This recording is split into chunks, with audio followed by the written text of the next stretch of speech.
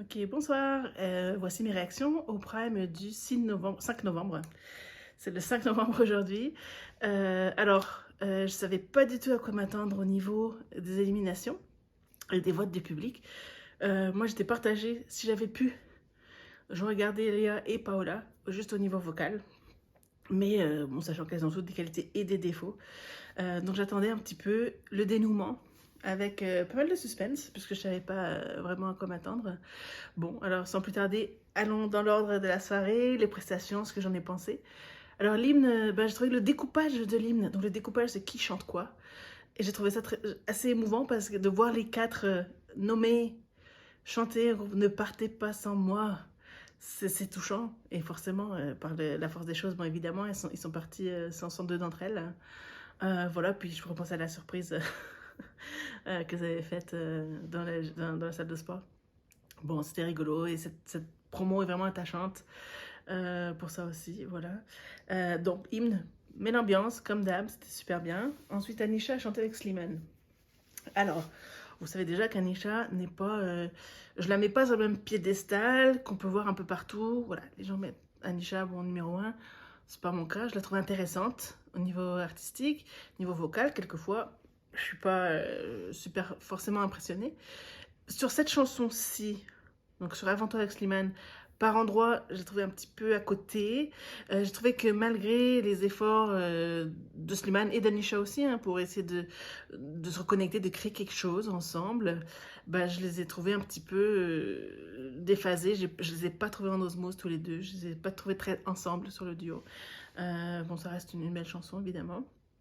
Ensuite, il y a eu le classement des binômes qui ont passé les évaluations avec Chris et Stan en tête, puis Enola et Louis, et enfin Anisha et Julien. Et ça me semblait assez justifié. Je pense que Julien et Anisha sont pas passés loin de la nomination. Bon, voilà, ça me paraissait tout à fait correct. Ensuite, il y a eu À nos actes manqués. Alors, c'est une chanson écrite et originalement interprétée par le père du directeur et son parrain. Donc, donc, à mon avis, si il y a eu des insatisfactions, ça va se faire ressentir. De mon côté, moi, alors déjà, bon, cette chanson, je l'adore. C'est vraiment une super chanson. Le tableau était très vif, coloré, super sympa. On l'a tous vu. Hein, c'était vraiment, voilà, dans la bonne humeur, tout ça. J'ai mis que je trouvais vocalement Stan en difficulté un petit peu sur les graves, mais autrement, plein de peps, plein d'énergie. Je trouve ce mec assez lumineux dans le sens où c'est difficile de ne pas sourire en le voyant s'éclater sur scène. Voilà, donc il a quelque chose de communicatif. Bon, je reviendrai un petit peu à Stan dans sa globalité plus tard, mais voilà, il a bien fait, il a bien rempli le boulot. Chris, Corée, bon, il est passé complètement à côté. Je pense que Yanis va l'attendre au tournant. On verra s'il est toujours classé premier après les évals. Je suis pas sûre. À mon avis, on va lui tendre des pièges là. Après, il y a eu Ne me jugez pas avec Camille Lelouch et Nola. Le fait que Camille Lelouch n'ait pas été annoncée à la base, je me demande si voilà, c'est pas vraiment un truc sincère, un truc spontané qui se passe où voilà, un artiste a vu les jeunes espoirs en devenir chanter leur œuvre et puis y être sensible. C'est cool, je vais y aller aussi pour les soutenir. Donc j'ai trouvé ça super sympa, super, plein d'authentisme. Je trouve Camille Lelouch très touchante de son parcours et euh, c'est une femme qui voulait chanter et puis qui est arrivée par voilà les chemins qui se sont offerts à elle et cette chanson est super belle. Et puis voilà, j'ai trouvé que Enola était en plein dedans, tant sur le plan vocal que sur le plan de transmettre des choses.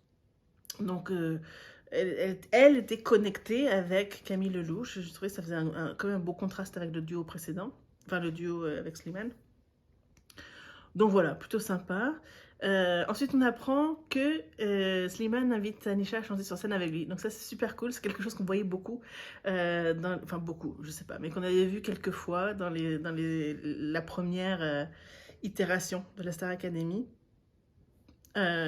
Ouais, on a vu, je sais plus le détail, donc j'ai pas envie de dire de bêtises, mais c'est arrivé plusieurs fois que les artistes invités invitent des candidats de Star Academy à venir chanter avec eux. Donc voilà, super sympa.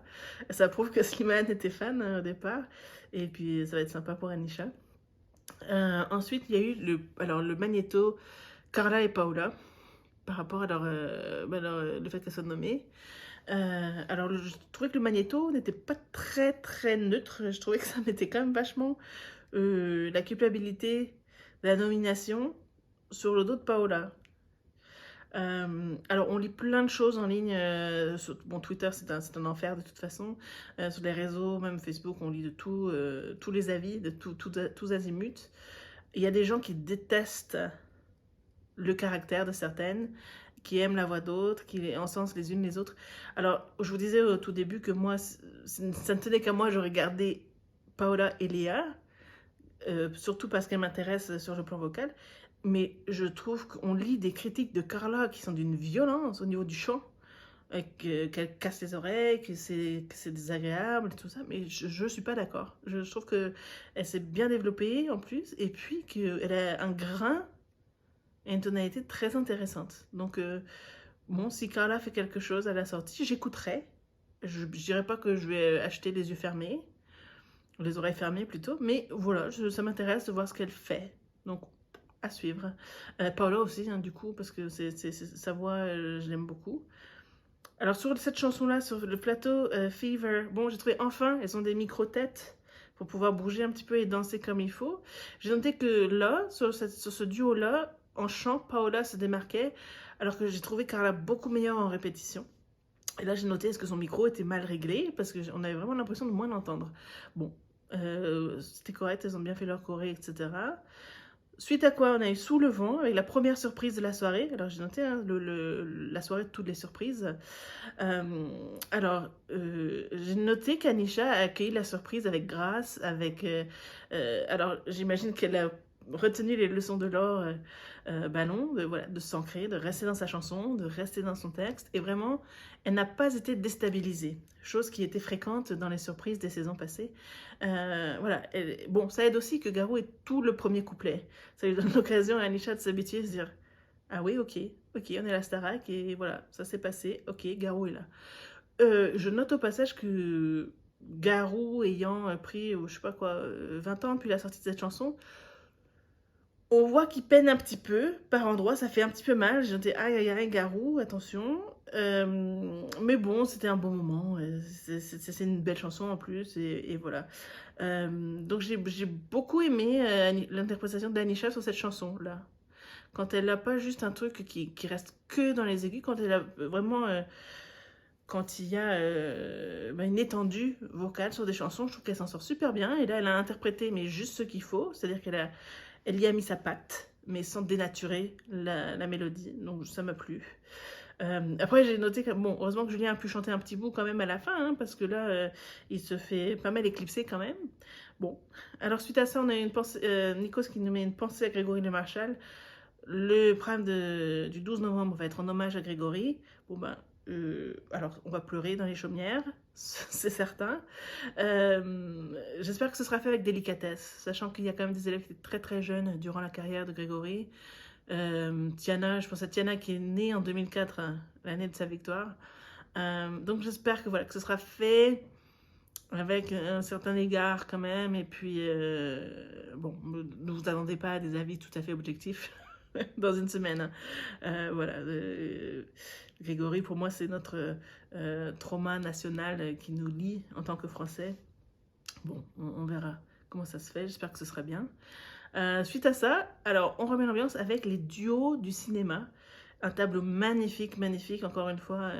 Bon, pas pour la première fois de la soirée d'ailleurs, hein, je suis passée dessus auparavant, mais Yanis fait un travail de fou hein, sur Un Nos Actes Manqués, sur Fever, et puis maintenant sur le tableau du cinéma.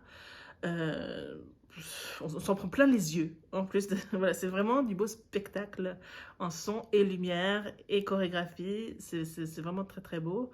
Alors, j'ai noté que la voix de Louis dans Les Graves est limite méconnaissable, tellement on n'a pas l'habitude. Mais il a fait super bien la chanson de Flashdance. Et lui et Nola, la mise en scène était vraiment magnifique. Oui, j'ai bien dit, Louis a réussi son porté. Enola moins, mais comme l'a dit Yanis, bon, c'est pas grave, hein, c'était vraiment sur la toute fin, et puis ils étaient beaux ensemble, hein, ça s'est bien passé. Ensuite, on a eu Anisha et Julien sur La Belle et la Bête. Je dis que cette chanson-là est dans mon cœur depuis que j'ai vu ce film la première fois, je sais pas, à l'âge de 7 ou 8 ans.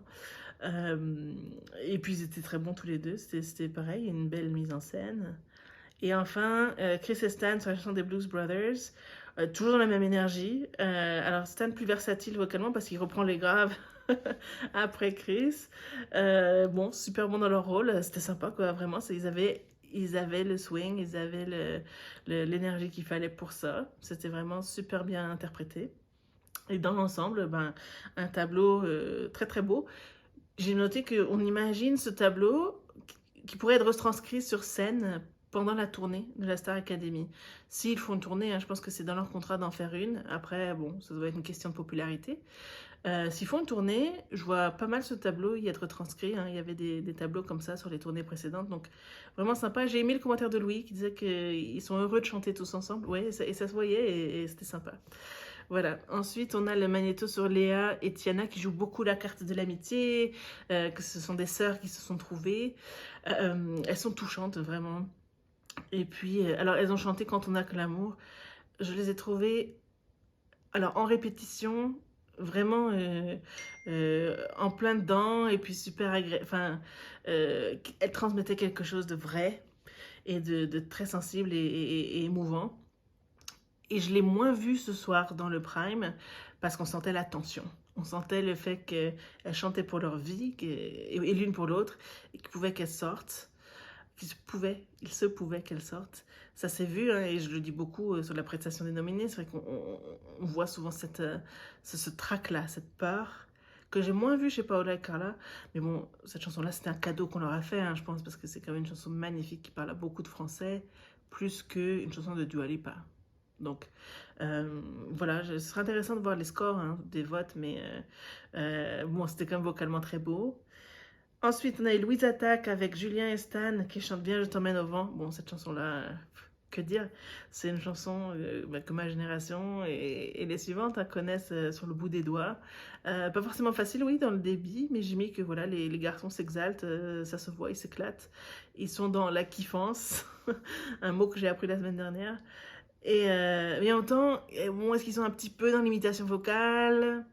L'interprète original a quand même cette voix-là particulière et ils essaient de s'en rapprocher. Alors, on aurait tous fait pareil, j'imagine. Mais voilà, c'est une chanson indémodable. Les garçons n'y apportent pas grand-chose de nouveau. Mais voilà, c'est l'éclate, ça met l'ambiance. Voilà, sympa. Après, on a Enola et Elodie qui chantent Fever. Euh, et le défi d'Enola, qu'on demande en fait à beaucoup de vedettes féminines, hein, beaucoup de stars, ben, on leur demande un petit peu, le défi c'est d'assumer, d'incarner le rôle d'une femme qui joue du désir qu'elle peut susciter, puis de l'assumer complètement.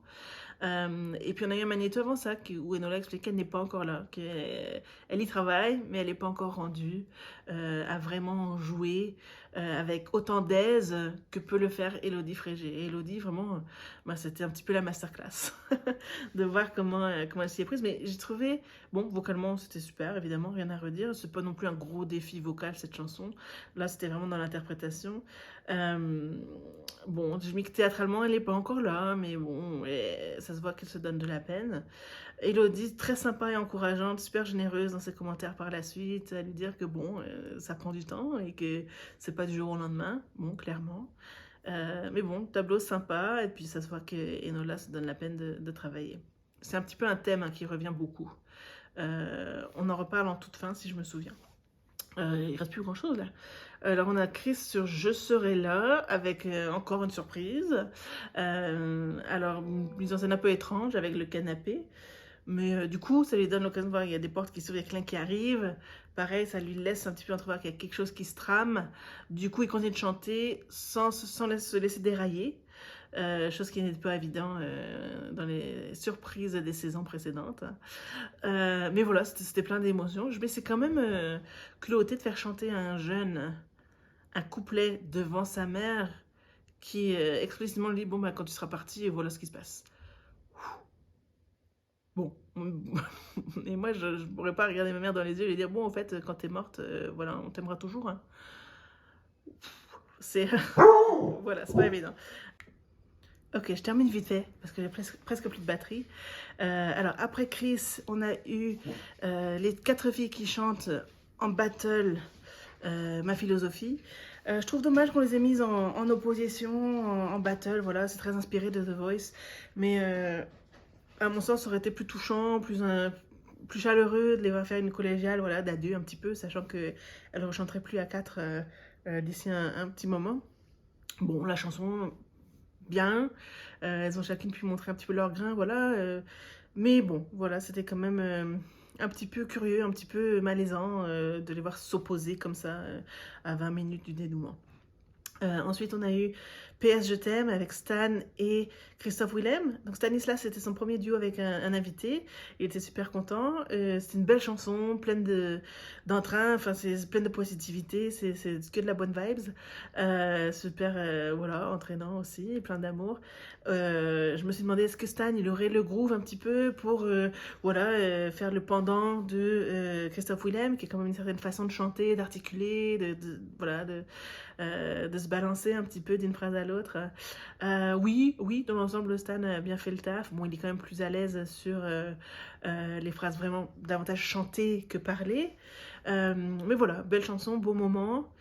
Sachant qu'en 2001, de voir 2 hommes comme ça, jeunes et beaux, se chanter Je t'aime en prime sur TF1, c'était impensable, hein. On tolérait encore Mario et Jean-Pascal sortir des énormités homophobes sur les quotidiennes. Donc, vive, c'était lourd quoi. Donc, vive cette génération, vive le progrès, et puis pourvu que ça continue. Ensuite, on a Imagine avec la surprise de Julien. Alors là, j'avais presque espéré, non, même carrément espéré, que le frère, en fait, aurait emprunté la perruque de Marlène Schaff, et puis il aurait été un petit peu dans l'obscurité, il n'a pas trop éclairé jusqu'au milieu de la chanson. Et puis là, on aurait eu un éclat de rire. Ça aurait été quand même vachement plus sympa, selon moi. Parce que, bon, bah là, j'ai quand même l'impression que le frère, il était là pour faire genre coucou, c'est moi, je chante aussi, je suis beau aussi. Vous avez vu un petit peu, écoutez-moi, hein. Il est venu se faire mousser un petit peu entre ça et les plateaux sur d'autres chaînes. Bon, quand même l'impression que le frangin, il mange à tous les râteliers. C'est pas comme ça que Julien l'a vécu et heureusement, Julien était super content de voir son frère. Ils ont partagé quelque chose, du coup, Julien, ça lui a permis en expression scénique de donner un petit peu, voilà, d'avoir quelque chose de vrai, d'authentique. Donc de ce côté-là, c'était attachant, c'était sympa. Et puis ça rendait content pour Julien. Mais voilà, bon, à part ça, un moment plutôt oubliable, selon moi. Et pour terminer, avant le dénouement, on a eu Louis et Pomme sur Jardin, avec un tableau, encore une fois, rocambolesque, des champignons sur le plateau. C'était ouais, c'était assez féerique, c'était une belle fantaisie. Et puis Louis était en plein dedans. C'était beau, quoi. C'était vraiment un moment posé. Il était dans son texte, il était dans l'ambiance, tout ça. Voilà, il a vraiment super bien fait le taf, Louis, sur cette chanson-là. Et je me suis retrouvée un petit peu dans les compliments qu'il a reçus. Ouais, super bien, super cool. Et puis voilà, on a eu le dénouement que Léa et Tiana rentrent au château. Alors je suis contente parce que j'aime beaucoup la voix de Léa. Et puis, bon, je pense pas qu'elle soit toutes les reproches qu'on lui fait, toutes les critiques sur son caractère, je pense pas que tout ça soit 100% fondé. Euh, bon, je suis contente de la voir un petit peu progresser, aussi sur le plan humain. Ça, c'est le côté télé. Mais vocalement, sur le plan artistique, j'ai noté ce soir que même sur Quand on n'a que l'amour, Léa elle a une voix qui est l'une des meilleures de la saison, pour moi. Et d'ailleurs, si elle avait une place en finale ou en demi-finale, pour moi, ce serait justifié. Par contre, j'en suis de moins en moins convaincue. Ce que je retiens de ce Prime, j'ai trouvé dans l'ensemble la soirée plutôt qu'il n'y avait pas grand chose à retenir. J'ai trouvé que c'était quand même assez anodin comme émission cette semaine. Je retiens le tableau sur le medley du cinéma, que je vois très bien partir en tournée avec eux, hein, s'ils en font une, ce serait sympa. Et puis, je retiens qu'on a mangé du Stan matin, midi, goûter et soir. Là, ils essaient vraiment de nous, de nous faire voir Stan pour le bon chanteur, le bon danseur, l'ambianceur qu'il est. C'est vrai que voilà, on le voit sur scène, il a un regard et un sourire qui communiquent beaucoup de joie, de festivité. Après, on est à la moitié de la Starac. Je ne sais pas encore si Stan il sort un album demain, est-ce que je vais l'écouter? Parce qu'on n'a pas vraiment encore vu sa personnalité s'exprimer, en tout cas son style musical à lui, les choses qu'il a envie de dire. On est un peu dans le mystère là, on ne sait pas trop. Je sais que Paola, j'aimerais écouter parce que j'aime sa voix. Je sais que Carla, oui, par curiosité. Anisha aussi. Julien, par curiosité. Enola, certainement. Louis, sans doute. Chris, pour sa voix. Mais Stan, je sais pas. Donc, il va falloir qu'il nous montre autre chose. Mais à part ça, rien à lui reprocher. Donc, c'est quand même étrange comme situation. Ensuite, ce que je retiens d'autre, c'est que ces surprises-là qu'on a eues ce soir et les 3 en une soirée, ça c'est assez remarquable, c'est qu'en général, ça s'était réservé quand même à des demi-finalistes ou des gagnants. Hein. On a eu des surprises comme ça pour qui auparavant? Alors je me focalise rien que sur les saisons 2 et 3. On a eu ces surprises-là pour Emma Domas, demi-finaliste, Houssine, finaliste. Sur la saison 3, on a eu ça pour Michal, finaliste, et Elodie, gagnante. Donc, si les codes de la télé-réalité se vérifient et continuent et sont les mêmes, et bien là, on aurait dans le carré final, alors on aurait Chris, Julien, Anisha, et puis voilà, un autre candidat mystère. Alors, je pense que la compétition est tout à fait encore en route. Hein. Qui on voit d'autres jusqu'à la fin? Moi, je vois bien Léa, je vois bien Louis, je vois Enola. Peut-être Stan de derrière les fagots, s'il arrive à nous sortir quelque chose d'intéressant au niveau de sa patte à lui. Donc voilà mon ressenti sur ce prime-là. Je vais arrêter hein, parce que ça fait quand même super long là. Je vous souhaite un bon dimanche et je vous dis à la semaine prochaine. Bye bye.